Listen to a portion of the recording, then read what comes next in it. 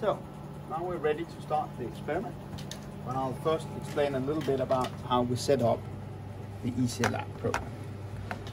First of all, we have to define what kind of connection we're using. And we're using a 3-electrode setup with the working electrode potential measured between the reference electrode and the working electrode. In this case, our cathode, so that's the copper side. And then as a counter electrode, we have our anode, which is the iridium oxide. The current is going this way, so from the cathode to the anode, at least in the way we're measuring it. In reality, we want to send electrons into the cathode, that's why it's a cathode, and collect them at the anode. So we will use a negative current. Yes. We can also see here that we can define different settings of the system. So what voltage can it operate at? We're using a booster channel, so we can have higher currents and higher voltages than normal. So let's look at the actual program. We've set up the 10 steps of chronopotensiometry, or constant current. The first step is 22.5 milliamps, so that is 10 milliamps per square centimeter. We run it for 5 minutes, and we allow it to operate within a range of -10 to 1 volt. And the current range is 10 amps. That's not relevant in this case because we are controlling the current and then measuring the potential.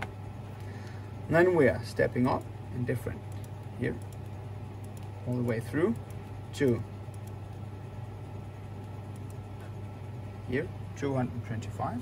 So steps of 10 milliamps per square centimeter until we get to 100 milliamps per square centimeter. After that, we run this current interrupt, which will be explained later, but basically just runs the current and stops it and then measures it. It's an internal technique. The system has many different techniques. You can see if we choose here insert new technique, we have a lot of different potential techniques that we can use. So some more complex than others. But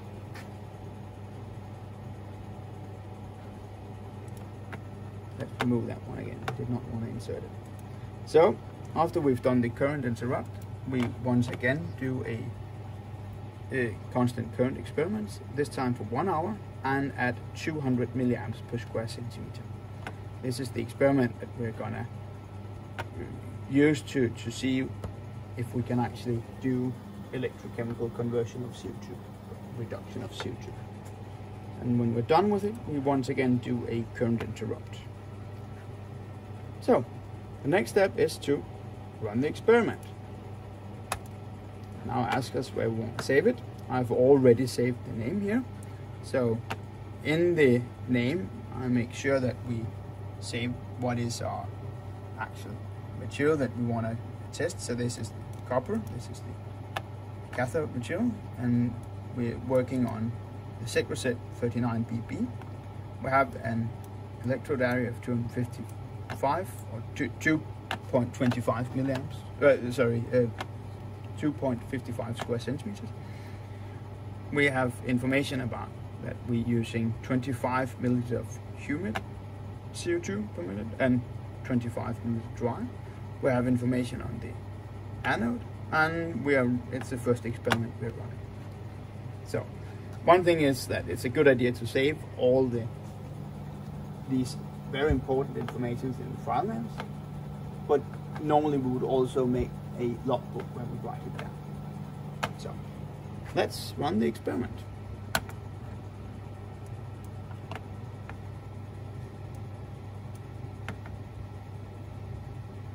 So now we can see it starts, and up here we have a plot showing the working electrode potential versus time.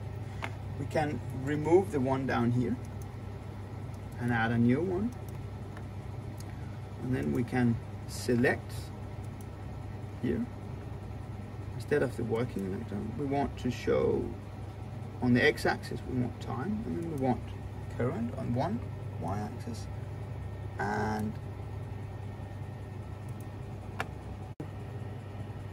so now the experiment has been running for some time, and we just wanted to talk a little bit with you about what we see.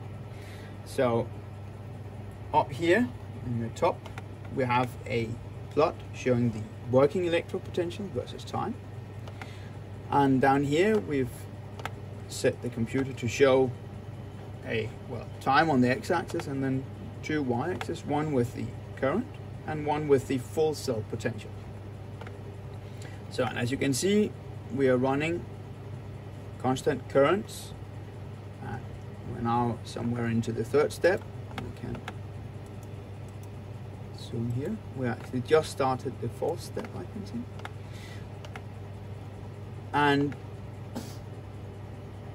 we just wanted to talk with you about when you're going to do the Tafel plot. You will need to choose somewhere in each step where you're going to take the potential from.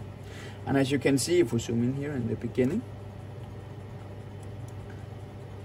taking it within the first couple of seconds is not a good idea. So we suggest that you either take it, let's say, 4 minutes into each step, current step, or perhaps integrate over the last couple of minutes or something. Just argue why you're doing what you're doing, and think about where it makes sense to choose the potential from. You will be given these data, so they should be uploaded. But if you were in the lab, it would always be a good idea to actually have a look at how the experiment is running, so that you can easily see if something is going completely wrong. We also wanted you to see how the live signal of the GC looks like, and you can actually see here that the first peak has shown up in the FID channel.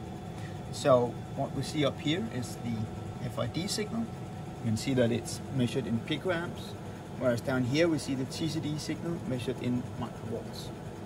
So the first peak we've had here, just around little less than 4 minutes after the injection. That is the CO peak measured here in the FID. Then we get down here a peak in the, which is the peak down here is the hydrogen signal. And you can see as the time goes, more and more peaks get through the columns and into the detectors and are being measured. So peak here is the nitrogen peak.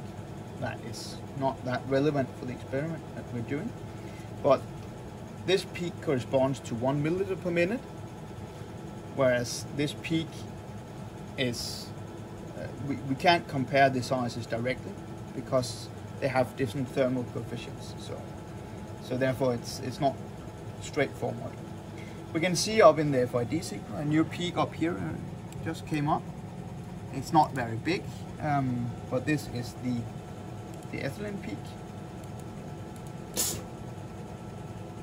and we don't really expect to see any higher hydrocarbons than this one, and this is not a very large signal. This is the CO peak measured by the TCD detector.